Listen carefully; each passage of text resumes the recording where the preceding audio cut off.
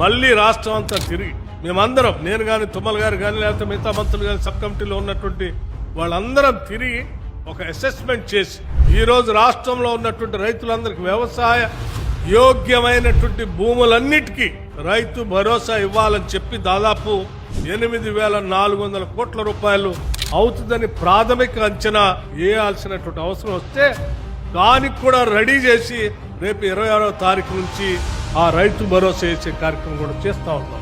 ఈ రైతు భరోసాతో పాటు ఈ భూమి లేని నిరుపేద వ్యవసాయ కూలీ కుటుంబాలకు కూడా ఇందిరమ్మ ఆత్మీయ భరోసా అని చెప్పి లెక్కగట్టి రేపు పొద్దున 26వ తారీఖు నాడు మొదటి ఇన్స్టాల్మెంట్ వాళ్లకు కూడా ఇవ్వబోతా ఉన్నాం. రాష్ట్ర వ్యాప్తంగా ఉన్నటువంటి మహిళలందరూ ఏ మూల నుంచి ఏ మూలకైనా పోవటానికి ఉచితంగా బస్సులో ప్రయాణం చేస్తా ఉన్నాం. ఇది మేము సాధించింది. కావాలంటే మీకు సంబంధించినటువంటి మహిళలు ఎవరైనా ఉంటే బస్సు ఎక్కించి తిప్పండి, ఎవరైనా టికెట్ అడిగితే మమ్మల్ని అడగండి. ఇది మీరు కళ్ళారా చూడాలనుకుంటే మీరు కూడా ఎక్కండి.